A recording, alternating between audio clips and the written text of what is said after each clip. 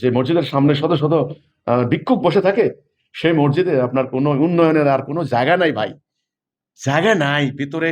এত সুন্দর বাহিরে, ইয়ার পরও 100 কোটি টাকা বাজেট করছে মসজিদের জন্য, অথচ সামনে ভিক্ষুক লাইন ধরে বসে আছে। মসজিদের সামনে যখন ভিক্ষুক, তার মানে রাষ্ট্রপতির বাসভবনের ওই কারুকার্যের আর কোনো মূল্য নাই। না, আপনি মসজিদ মাদ্রাসার জন্য কালেকশন দেখেন, আপনি কালেকশন কিসের জন্য করবেন? কোরআনে কিন্তু আল্লাহ তাআলা বলেছেন আপনি কালেকশন কে করবেন এবং কালেকশনটা কিসের জন্য করবেন, সেগুলোর খাতগুলা কিন্তু কোরআনে বলে দেওয়া হয়েছে। প্রথমত দিন প্রতিষ্ঠার জন্য। ওনাদের যদি দিন প্রতিষ্ঠার কোনো কর্মসূচি থাকে, তাহলে ওনারা মোমেনদের কাছ থেকে, নিজের জন্য না কিন্তু, মোমেনদের কাছ থেকে দিন প্রতিষ্ঠার জেহাদের লক্ষ্যে ওনারা ফান্ড কালেকশন করতে, মানে বাইতুল মালে যেটা, বা আপনার হলো ওই যে আল্লাহ যেটা বলেছেন কারজান হাসানান কারজে হাসানা, বা আপনার দান, আমওয়ালিকুম ওয়া আনফুসিকুম, যেটা ওই যে মাল, অর্থাৎ মোমেনদের জান মাল সংগ্রহ করবে। দুই ধরনের কালেকশন আছে, একটা হলো রাষ্ট্র, আপনি যখন খেলাফতের দায়িত্ব থাকবেন তখন রাষ্ট্র কালেকশন করবে, একটা খলিফাতুল মুসলিমিন বা আমিরুল মুমিনিন। এই যে কোরআন বর্ণিত নানান খাত আছে, জনগণ যাদের টাকা পয়সা আছে বিভিন্ন ভাবে, যারা ব্যবসা করেন, যারা কৃষিকার্য করেন, তাদের নানান ভাবে একটা রাষ্ট্রকে দিবে। রাষ্ট্র কি করবে? সেগুলা সমবন্টনের মাধ্যমে জনকল্যাণে ব্যয় করবে।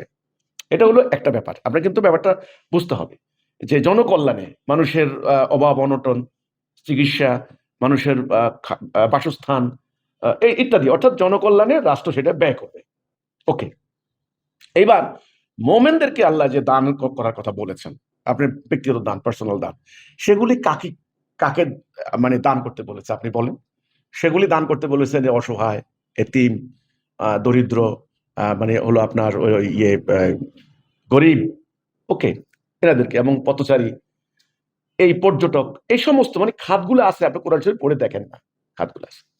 এখন এরপরে একটা দান আছে, সেটা হলো আল্লাহর রাস্তায় জেহাদের সামান ক্রয়, আপনার একেবারে খাদ্য থেকে শুরু করে অস্ত্র ক্রয় পর্যন্ত, সেখানেও কিন্তু দানের কথা বলা হয়েছে এবং বরকতের কথা বলা হয়েছে।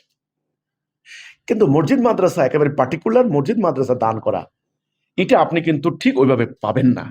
হ্যাঁ, এখন যদি কেউ মসজিদ মাদ্রাসার জন্য দান কালেকশন করেন, এতে আমাদের কোনো আপত্তি নাই, তো করেন। আমরা কথা হলো যে আপনারা যে এই যে নামাজ পড়ানোর বিনিময়ে টাকাটা নিচ্ছেন এই জায়গাটায়, এবং মাহফিল করে ওয়াজ করে মানুষের দ্বীনের দাওয়াত দিয়ে যেই টাকাগুলা নিচ্ছেন এই জায়গাটায়, কথাটা কিন্তু আমরা কিন্তু সুনির্দিষ্ট করেছি। কিন্তু আপনি মসজিদ নির্মাণ করেন, আমি তো না করি না, এতে কোনো আমার আপত্তি নেই। মসজিদে আপনি ব্যয় করেন, আবার অতিরিক্ত ব্যয় কিন্তু নিষিদ্ধ, এটা কিন্তু হাদিসে আছে যে মসজিদকে একেবারে জাঁকজমকপূর্ণ, রাসূলুল্লাহর মসজিদ কিন্তু খেজুর পাতার ছিল। আমি জানি, আমি নাম বলবো না, ঢাকা শহরের একটা মসজিদ, আমি পাশ দিয়ে যাই যখন, মসজিদটার এটার মধ্যে আর উন্নয়নের কিছু নাই, আর উন্নয়নের কিছু নাই। 5 তলা মসজিদ করেছেন, এমন ভাবে টাইলস বছর বছর পাল্টানো হচ্ছে।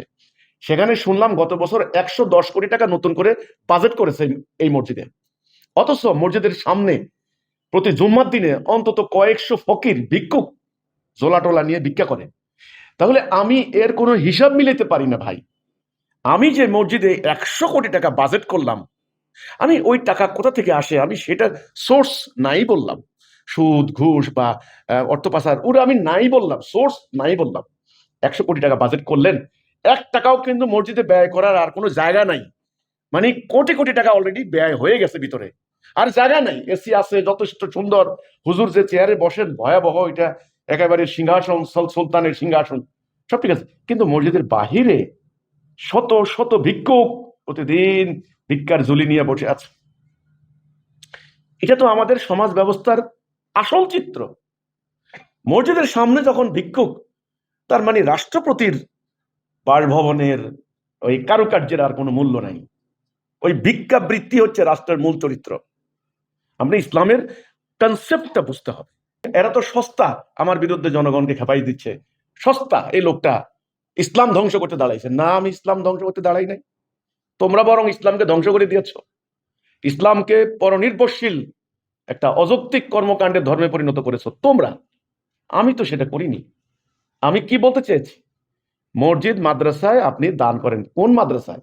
মাদ্রাসা মানে হচ্ছে বিদ্যালয়, হ্যাঁ, দার্স থেকে, পাঠশালা, স্কুল পড়েন, যেখানে জ্ঞান বিজ্ঞান প্রযুক্তি শিখবে, মোমেন বান্দা বের হবে, আল্লাহর হুকুম বাস্তবায়নকারী মুজাহিদ বের হবে। ঠিক আছে, মরে গেলেও মিথ্যা বলবে না, মরে গেলেও ঘুষ খাবে না, মরে গেলেও ধর্ম ব্যবসা করবে না। তিনি দুনিয়ার জ্ঞানও জানবেন, দিনের জ্ঞানও জানবেন, তিনি মাসালার জ্ঞানও জানবেন, বিজ্ঞান প্রযুক্তিও জানবেন, এবং ধর্ম ব্যবসা করে খাবে না। মানে একটা ইয়ে হবে না, মানে জাতির একটা বোঝা হবে না, আনপ্রোডাক্টিভ পপুলেশন হবে না। ওকে, ওই মাদ্রাসা তো একসময় ছিল, ওইটা কায়েম করেন, ওইটা দান করেন। ওইটা কোন মাদ্রাসা আছে আমাকে বলেন, আমি সহযোগিতা করব, আমার তো কোনো আপত্তি নেই। কিন্তু আমি বলেছি যে আপনারা ব্যক্তি স্বার্থে, নিজের স্বার্থে, ওই যে বললাম, আপনি ইমামতি করছেন, আপনার 15 মিনিট যে নামাজ পড়তে সময় যায়, আপনার জন্য নামাজ ফরজ, মুসল্লিদের জন্য নামাজ ফরজ। তাহলে আপনি যদি টাকা নেন, তাহলে আপনার নামাজটা কে পড়লো, কে পড়াইলো? এটা হলো না। তো কাজে আপনার যে না ফরজ, আপনার ধর্মীয় কর্তব্য, ওটার আপনি বিনিময় নিতে পারেন না। এই সত্যটা তো আমাদের ফকিরা শায়েকরা বলেন না, এটা বলতে হবে তো। না বলে আর কয়দিন চলবেন? এরপরে আপনার ওয়াজ করেন, আল্লাহ যাদেরকে সত্যিকারের এলেম দিয়েছে তারা করেন, এবং সাবধান থাকতে হবে, যে কথা নিজে যেটা নিজে করেন না ওটা আপনি বলতে পারবেন না, তাহলে আল্লাহর কিন্তু রাগ হবে। তাহলে আপনি মাহফিল করে ওয়াজ করে টাকা নিতে পারবেন না, এটা নিষেধ, একদম একেবারে স্ট্রিক্টলি নিষেধ, স্ট্রিক্টলি প্রহিবিটেড বাই আল্লাহ। কোরআন খুলে দেখেন আপনি। তো এই কথাটা আপনি বললেন যে মসজিদ মাদ্রাসা দান করেন, হ্যাঁ করেন, আমার কোনো আপত্তি নেই।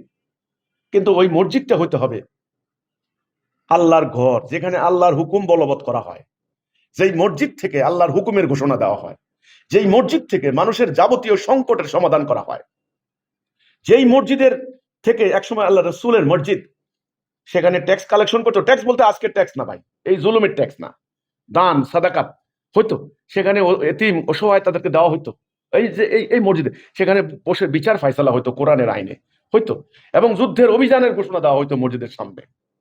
ওই মসজিদ, যে মহল্লার যত কার কি সমস্যা আছে কোথায়, অথচ মসজিদের পাশে ধর্ষণ হচ্ছে, ইমাম সাহেব মুসল্লিদের কোনো মাথা ব্যথা নাই। আমার কথা হচ্ছে সেটা, ওই রকমের মসজিদ, ওই রকমের মাদ্রাসায় দান করেন, বেশি বেশি দান করেন, আমি দান করব। ওই মসজিদ মাদ্রাসা প্রতিষ্ঠার জন্যই তো লড়াই করছি। কিন্তু এখন কি হচ্ছে, এখন যে সংস্কৃতি চালু হয়েছে, এটা তো আল্লাহ রসুলের ইসলামের সেই কনসেপ্ট, সেই ইসলাম তো না। আমি বারবার এই কথাটাই বলার চেষ্টা করছি, এটা আল্লাহ রসুলের সেই ইসলাম না। আনেন ওইটা আনেন, আমি লড়াই করছি ওই ইসলামের জন্য। এই হচ্ছে আমার কথাটা। কাজেই আমি দানের এতক্ষণ যে লাইনগুলি বললাম, এগুলি হয়েছে আসল কথা। আর আপনি মসজিদ মাদ্রাসার কথা বলছেন, হ্যাঁ ওকে, আমি এগ্রি। বাট আপনার যে মসজিদের সামনে শত শত ভিক্ষুক বসে থাকে, সেই মসজিদে আপনার কোনো উন্নয়নের আর কোনো জায়গা নাই ভাই, জায়গা নাই ভিতরে।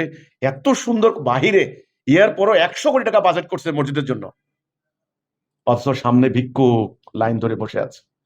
তো আমার এই হচ্ছে আমার কথাটা। আমি ওই মসজিদ মাদ্রাসা কালেকশন নিয়ে আমার কোনো আপত্তি নাই। আমার আপত্তি হচ্ছে এই দ্বীনের প্রচার করে বা দ্বীনের ধর্মের কাজ করে বিনিময় নেওয়া যাবে না, এই হচ্ছে ব্যাপারটা, বাস, আর কিছু না।